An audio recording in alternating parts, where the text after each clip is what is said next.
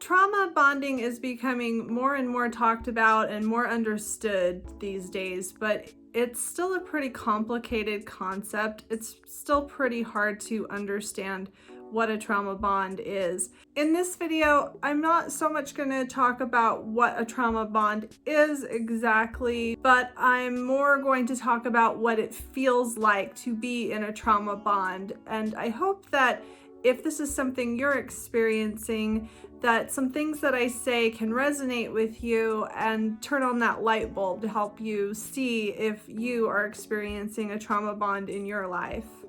Welcome to Looking Behind the Mirror, where we explore narcissism and take our lives back as we make sense out of nonsense. As a quick disclaimer, everything I say is based on my opinions and my personal experiences. I am not a professional, and if you're really struggling, I encourage you to seek professional help. I am providing links below for you. Before I start, I quickly want to recommend my favorite book on this subject, and it is called The Betrayal Bond: Breaking Free of Exploitive Relationships by Dr. Patrick J. Carnes. This book was really helpful for me in understanding what trauma bonds are. Patrick Carnes is one of the first professionals, at least I think, to really develop the idea of trauma bonding so that the professional community could understand it more, and that's trickled down to people that have experienced it being able to be helped and educated in what is happening in their lives and why we keep going back to people that hurt us. So I know I don't want to focus too much in this video about what a trauma bond is, but I do want to just quickly go over my way of defining it so that you can understand what I'm talking about when I describe how it feels. A trauma bond is formed in a relationship that's unpredictable, that's unstable, that has high highs and low lows, and never really feels safe.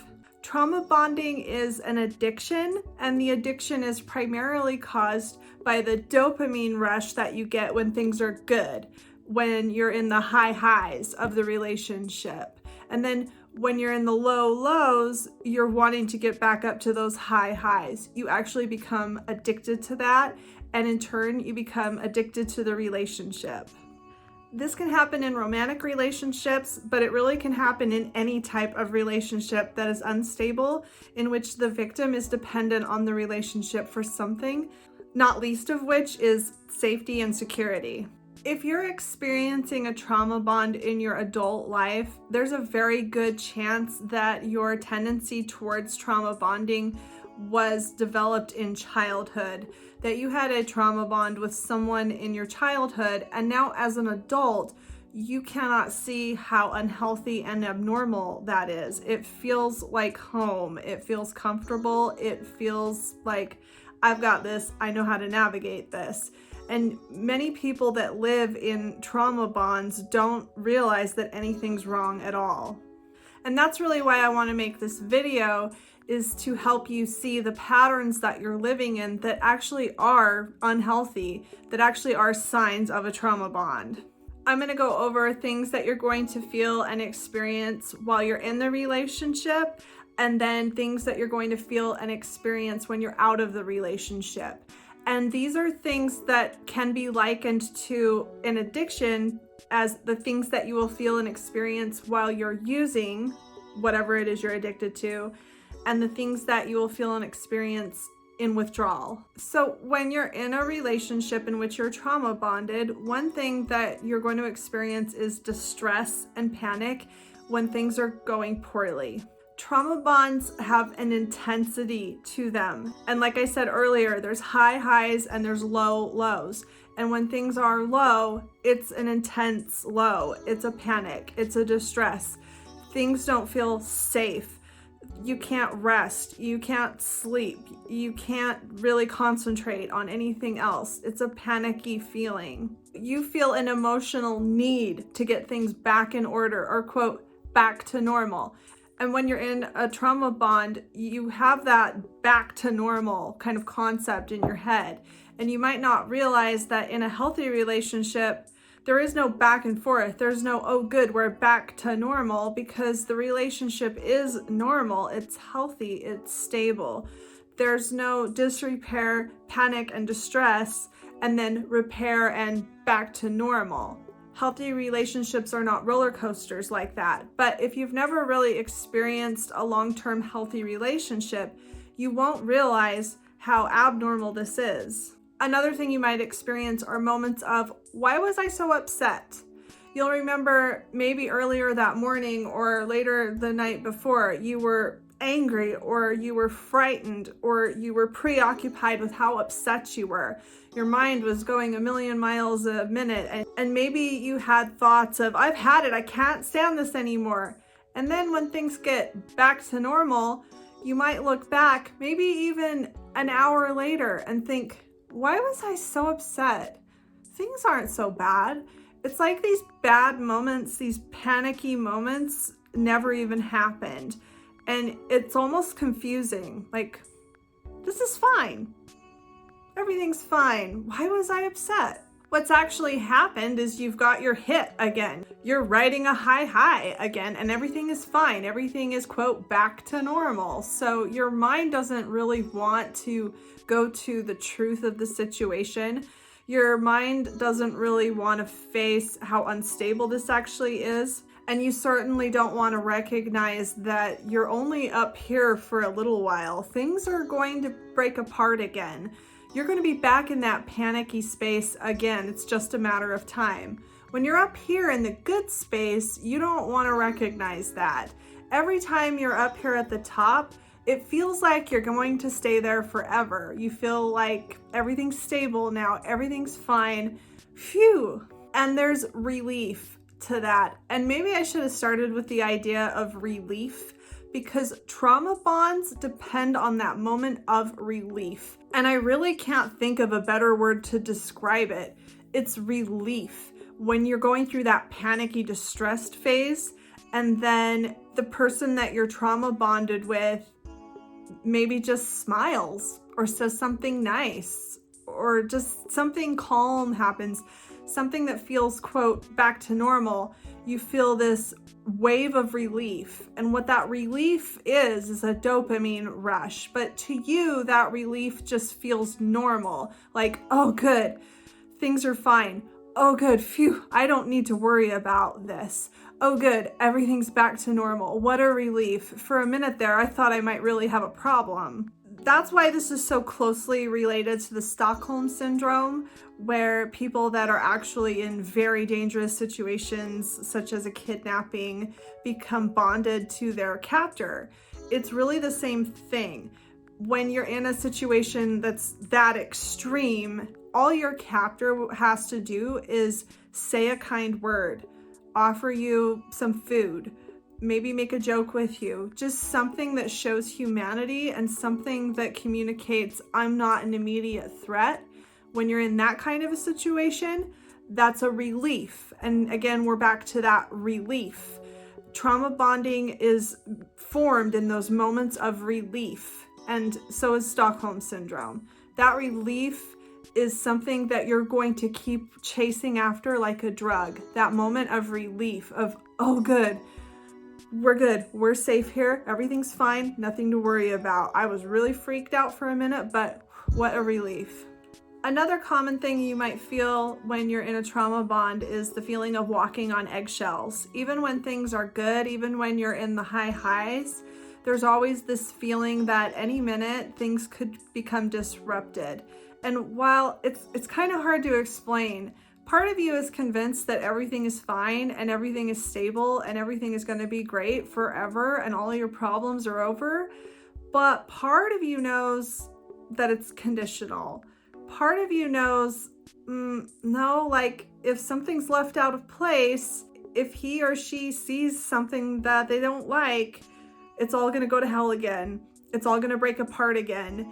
It's going to come down here into the low lows. But you kind of tell yourself that you have control over that, which goes back to blaming yourself for all of this. Thinking, well, as long as I keep things in place, as long as I don't mess up, as long as I keep the house clean, as long as I don't say the wrong things, as long as I behave in whatever way I'm supposed to behave, everything will be fine. It's all up to me. And if it breaks apart again, well, I've only got myself to blame. There's a constant uneasiness, a constant vigilance, looking out to make sure that everything's just right, that nothing is going to disrupt this perfect life you've got going for you.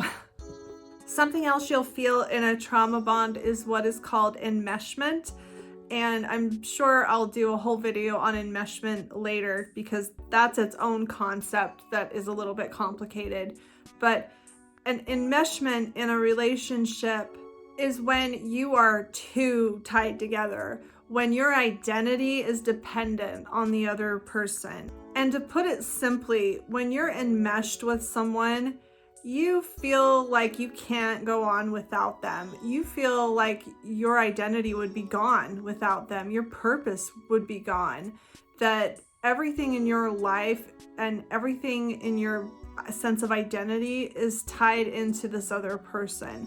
So you feel like you wouldn't even know what to do with yourself without this other person. You wouldn't know how to exist. You'd have to completely reinvent yourself. And this is all tied into the trauma bond because you're not really addicted to the person that you're trauma bonded with.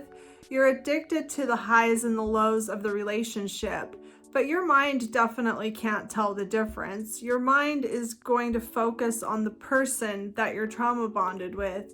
And you're going to feel and think that that's the person that you have such an intense attraction to, when really it's just an addiction to the cycle itself. But because you're trauma bonded to this particular person, you're going to become enmeshed with that person as well, probably most of the time anyway. And to try to imagine your life without that person is unthinkable, is horrifying, is unbearably painful. You may find that you don't even really like this person anymore. You don't really agree with any of their opinions. You don't like the way they think. You find them rude or impatient or not very smart. You don't really see eye to eye on anything. But you can't get enough of them. You're intensely attracted to them and you can't bear to even think of being without them. That's a sign of a trauma bond as well, when you don't really like someone, but you can't live without them. There's also a constant willingness to forgive and overlook things. You become too patient, too understanding. You're willing to let this person do just about anything as long as they give some half-hearted apology. As long as you're able to somehow salvage the pieces and stick them back together when the bad times are over, you're willing to put up with almost anything. A telltale sign of this is when you think of the concept of what makes you happy in a relationship. Your answer to that is, I'm happy in the relationship when my partner's happy in the relationship. And that's your honest answer to the question of what makes you happy in the relationship. As long as your partner is happy, you have no wants, you have no needs, you have no desires. You just want your partner happy and stable, and that's it. You're satisfied with that, and you don't even want anything else. The frustration comes when you're with a narcissistic or otherwise abusive person and you are not able to make them happy. You bend over backwards, you do everything, you jump through hoops. And while there are the high highs, while there are the moments where you seem to be, quote, good enough, nothing ever lasts. Nothing's ever really good enough, and they're never really happy. And you're taking responsibility for that onto yourself. And that's really frustrating. And that's where you can start to feel like, just as long as he's happy, then I'll be happy. And of course, you never really achieve any happiness that way. And one more concept before I get into how it feels to break a trauma bond is when you're in the trauma bond, you're going to have a preoccupation of fixing things. You're going to be constantly trying to think of how do I communicate with this person? How do I make sure that things are the way they want? You're never really free to relax. You can never really just let your guard down and just, even when you're just sitting there watching TV, You're thinking, is there something left undone? Is there something that I haven't done that they're going to notice? And is he looking at me right now wondering why I'm just sitting here watching TV? Is everything okay? Is everything really okay? And like I said in the beginning, you might not realize how unhealthy this is. You might think it's normal, but it's not. It's not normal to be constantly worried about what your partner is thinking, to be constantly worried about what your partner wants, and to be in a state of fear and to be right on the edge of panic at any given time. That's not normal and it's not healthy. In a healthy relationship, there's a stability and a predictability, and you don't have these high highs and these low lows. You just have someone that just cares about you, and you both make mistakes, and sometimes you both get mad at each other, and it's okay. It doesn't mean that the relationship has blown up and that you need to fix the world. It's just these little ups and downs like this. It's not euphoria and despair and terror.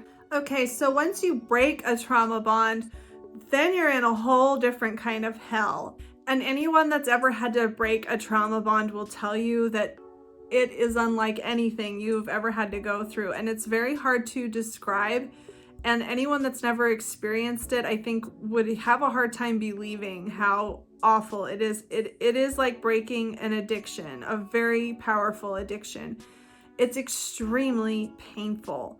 You are not only dealing with a broken heart and the normal disappointment of a relationship that's fallen apart, you're dealing with intense grief and the breaking of an enmeshment, the loss of your identity, the loss of purpose in your life, emptiness. This can cause depression because everything that you lived for, those high highs that used to keep you going, that used to get you up in the morning, they're not there anymore. There's nothing left to strive for. There's nothing left to try to do. Yeah, you don't have these low lows anymore. Yeah, you're not being yelled at and abused and insulted and terrorized, but you don't have the high highs either. And that's very, very difficult to get used to. For me, breaking a trauma bond, the hardest thing for me was the obsession. And trauma causes obsession, or no, I shouldn't say all the time, but obsession can definitely be caused by trauma. And your brain is just spinning in circles trying to make sense out of what is happening. And the obsession it's unbearable. It is 24/7. You can't think of anything else. It's like everything you do all day long has this cloud of the trauma bond in front of it. It doesn't present itself that way. It presents itself as missing someone that's no longer there, or perhaps trying to resolve the anger, or trying to live with the fear that this person's going to come back. For me, I found myself constantly looking over my shoulder, just driving in traffic. Every single car, is that him? Is that him? Everywhere I went, the grocery store, work, coming home, I always expected him to be right around every single corner. Every time the phone rang, every time I got a text message, I expected it to be him. My heart would jump every time I ever heard footsteps, doors opening, my phone ringing, and I was constantly thinking, where is he? Where is he? Is that him? Where is he? Is that him? Where is he? Where is he? Is that him? Like a broken record. And it drives you insane. And the worst part of this lasted for months. I mean, almost a year for me in its most intense form. It was bad.